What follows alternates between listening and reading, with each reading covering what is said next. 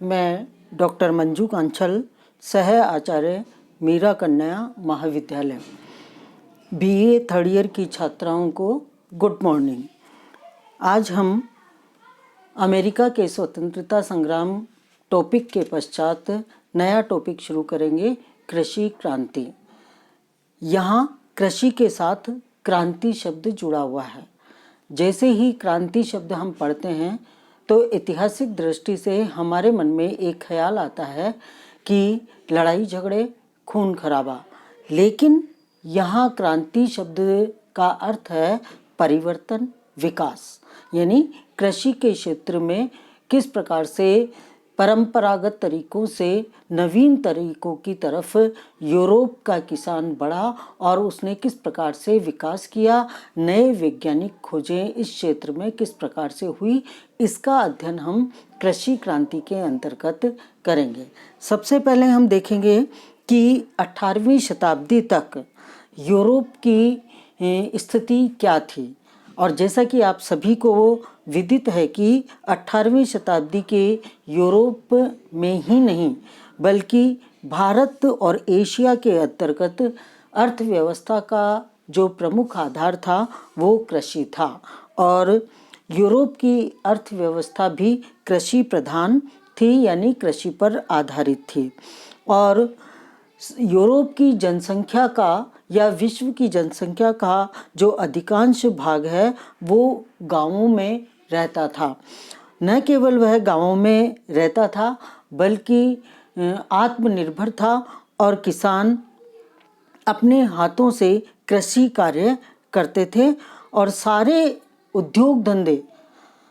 भी कृषि के उत्पादों पर ही निर्भर करते थे।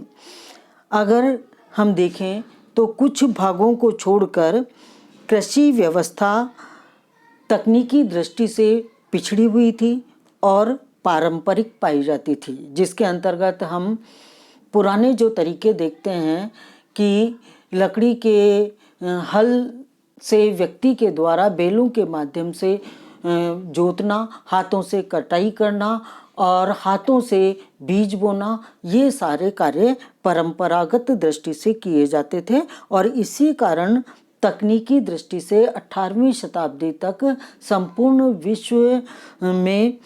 अर्थव्यवस्था के क्षेत्र में कृषि उत्पादन पर निर्भर होने के बावजूद भी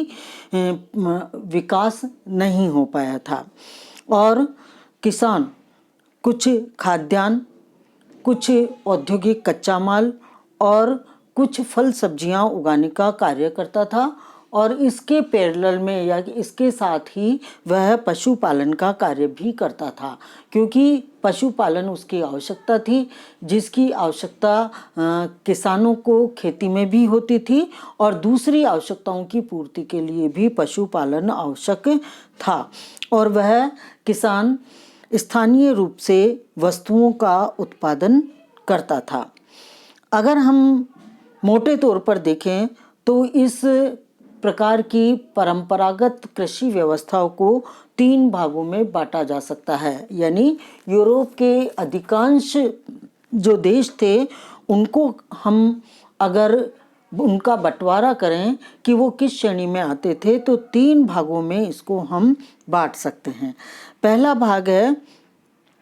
कुछ ऐसे पिछड़े हुए प्रदेश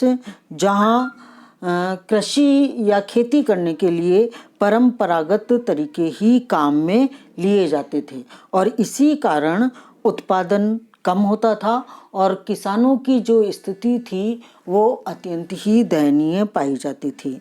और इस श्रेणी में हम यूरोप के इटली के टस्कनी और दक्षिण में पड़ने वाले भाग, स्पेन के दक्षिण क्षेत्र आदि को शामिल कर सकते हैं, जहां पर परंपरागत तरीके से खेती का कार्य किया जाता था और उत्पादन की तुलना में जनसंख्या वहां अधिक पाई जाती थी और किसानों की जो स्थिति थी वो अत्यंत ही दयनीय पाई जाती थी। अब दूसरा भाग यदि हम देखें तो वह प्रदेश थे जहां परंपरागत तरीकों से उत्पादन का कार्य होता था और किसानों की जो दशा थी लेकिन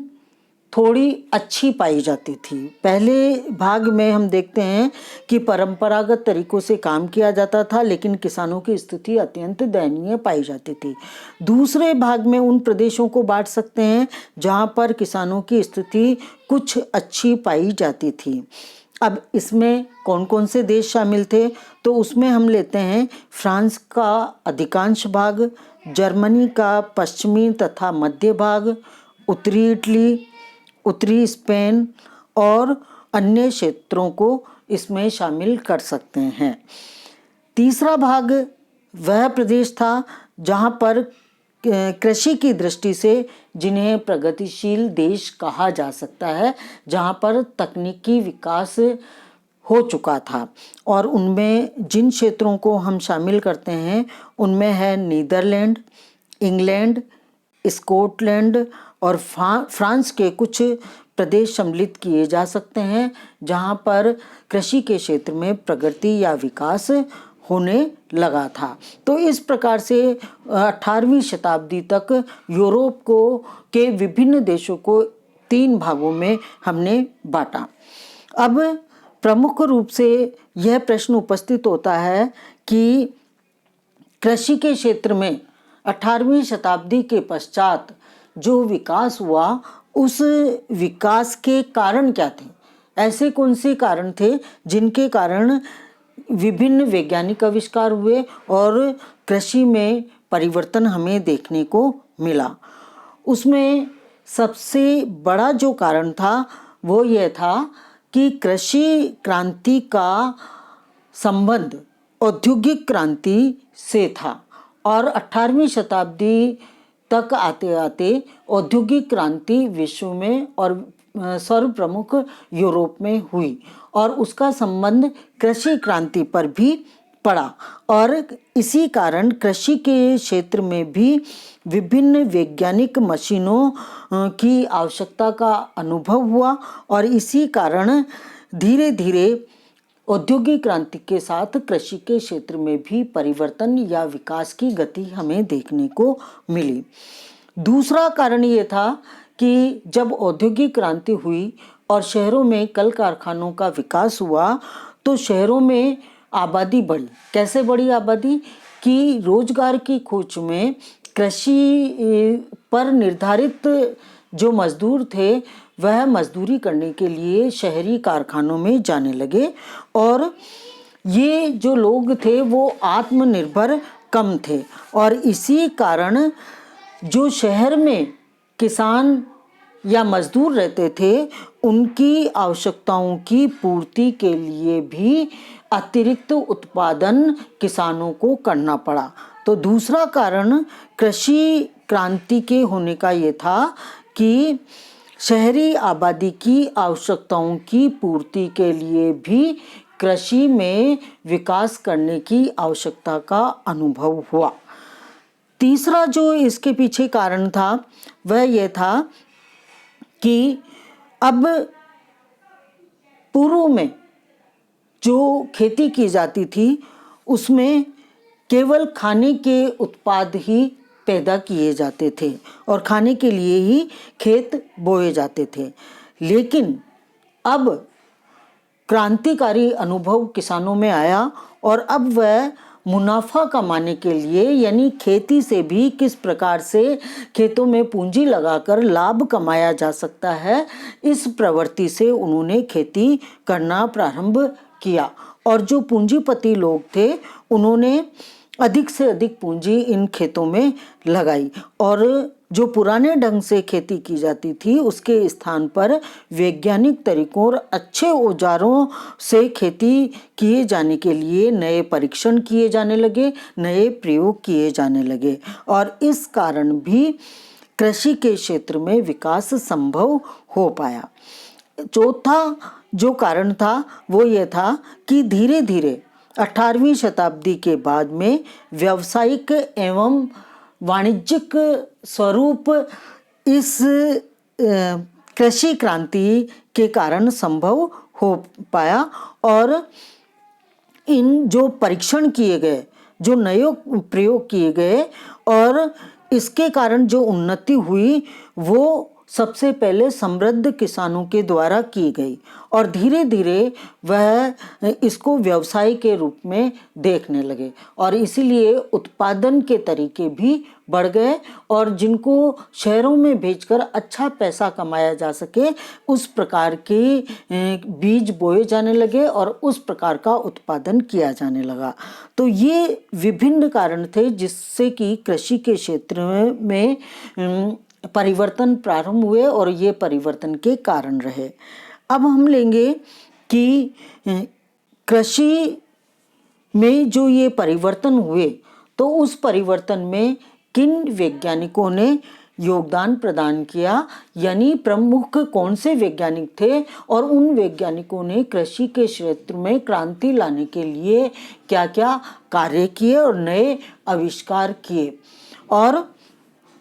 उन आविष्कारों के साथ साथ ही रासायनिक खाद का प्रयोग किस प्रकार से किया गया और नए उपकरणों का आविष्कार किस प्रकार से हुआ, ये सारा अध्ययन हम इसके अंतर्गत करेंगे। सबसे पहले हम लेंगे जेथरो टल,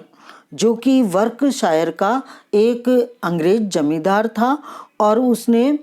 भूमि को जोतने और बीज बोने के नए ढंगों का आविष्कार किया, यानी भूमि को कैसे जोता जाए और बीज किस प्रकार से बोया जाए, जो कि कृषि की प्रारंभिक अवस्था है, उसके संबंध में नए आविष्कार किए। जेथरो टल ने 1701 ईस्वी में सीड ड्रिल,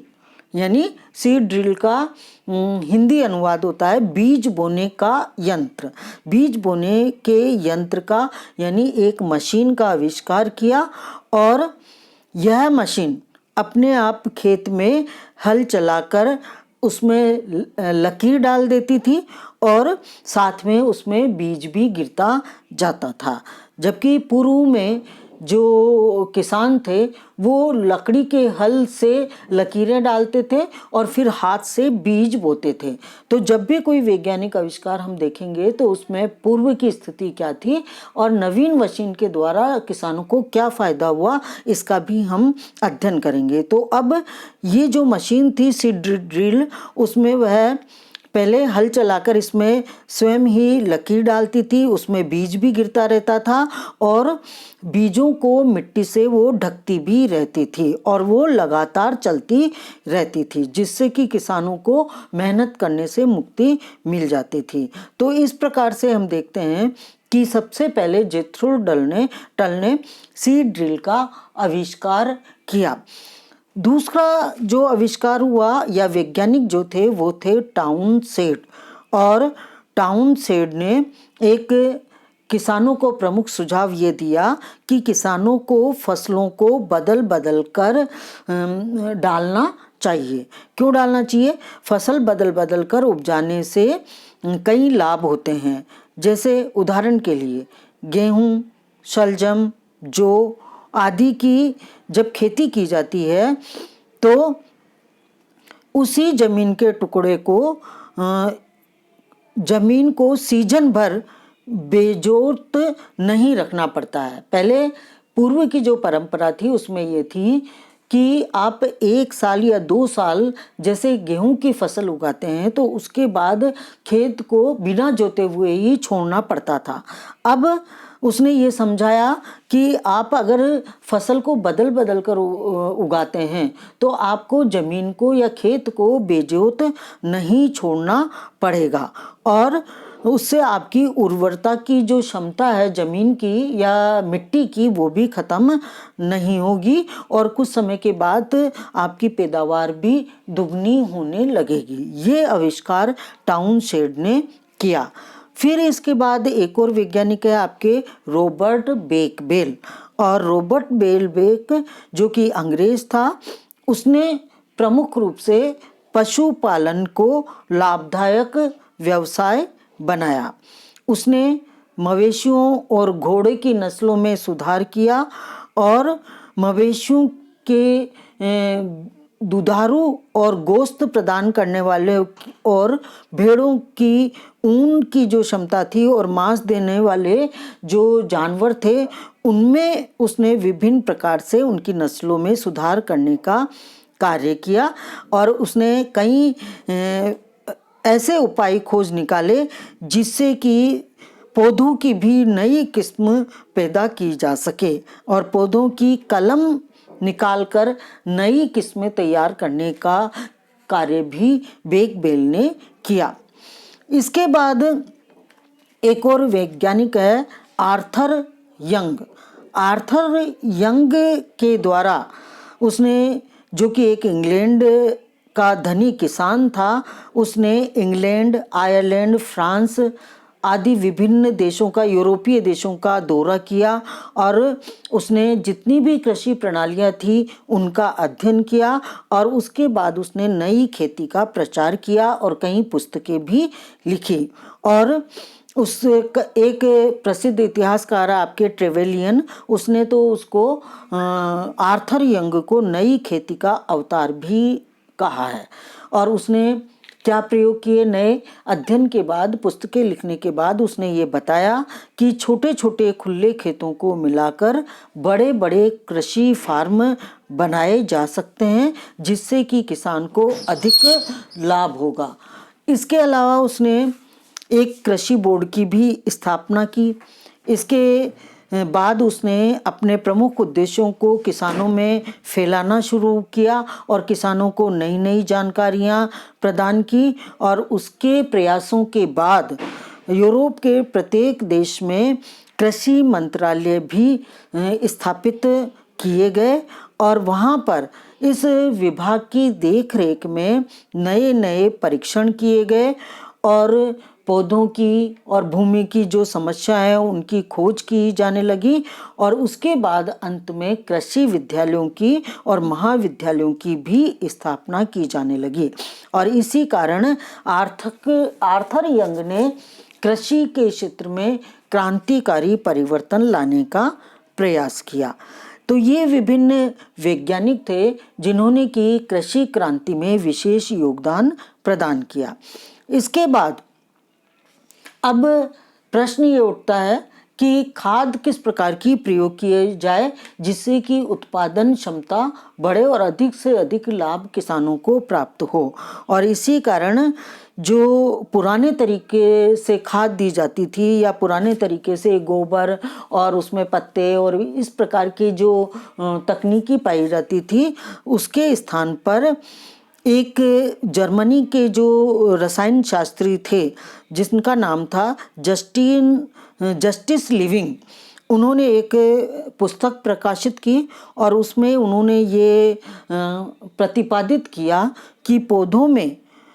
खुराक के रूप में यदि पोटाश, नाइट्रोजन और फास्फोरस डाल दिया जाए तो इनसे मिट्टी की जो उर्वरता है वो बढ़ जाती है। और इसी प्रकार से उसने व्यापारिक दृष्टि से खाद बड़े पैमाने पर प्रयुक्त करने का सुझाव दिया और इस प्रकार से एक नया ट्रेंड कृषि के क्षेत्र में पैदा हुआ जिसे कि रासायनिक खाद के रूप में कहा जाता है। अब इसके बाद कृषि के क्षेत्र में नए नए उपकरण प्रयोग में लाए जाने लगे और जिससे कि किसान की जो मेहनत है वो भी बच जाए और धीरे धीरे मशीनों से कृषि कार्य किए जाने की होड़ प्रारंभ हुई। और उसमें ये चूँकि जो किसान थे वो मजदूरी करने के लिए शहरों में, कारखानों में जाने लगे और इसी कारण मजदूरों की कमी गांवों में दिखाई देने लगी। और इसका जब अनुभव किया गया तो कई नए आविष्कार हुए। उसमें एक वैज्ञानिक है, 1834 में साइरस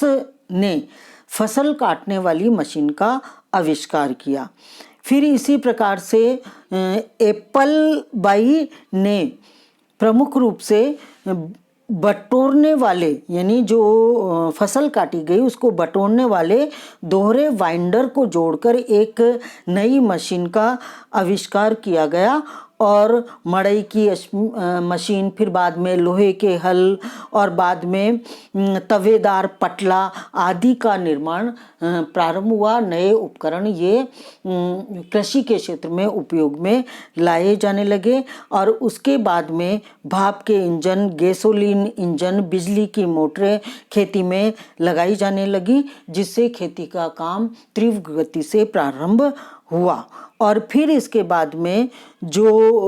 उत्पादन होता था उसको एकत्रित करने के लिए कि जब बाजारों में इसको पहुंचाया जाए उसके पहले खराब न हो उत्पादन, इसलिए वैज्ञानिक स्टोर बनाए जाने लगे। फिर बाद में मक्खन और पनीर का कार्य शुरू हुआ और इस प्रकार से हम देखते हैं कि कृषि के क्षेत्र में क्रांतिकारी परिवर्तन आया और व्यावसायीकरण की ओर कृषि अग्रसर हुई।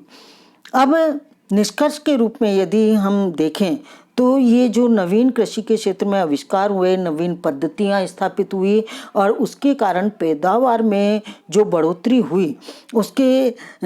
कई किसानों को लाभ भी हुए और कहीं कहीं पर हानि भी किसानों को उठानी पड़ी। अब हानि क्या उठानी पड़ी कि जैसे बड़े बड़े फार्म हाउस स्थापित किए गए, तो जो छोटे छोटे खेत वाले किसान थे उनको अपनी जो खेत थे उनसे उत्पादन कम होता था और वो भूमिहीन मजदूरों की श्रेणी में आ गए और इससे एक और नुकसान किसानों को हुआ और जमींदारों और अमीर किसानों को इससे बहुत लाभ हुआ। उनकी जो पैदावार थी वो बहुत ही बढ़ गई और कि जो छोटे किसान थे उनकी पैदावार बहुत कम होने लगी। तो इससे बड़े किसानों को लाभ हुआ और छोटे किसानों को नुकसान का सामना करना पड़ा। तो ये थी आपके कृषि क्रांति। धन्यवाद। नेक्स्ट वीडियो से हम पढ़ेंगे औद्योगिक क्रांति।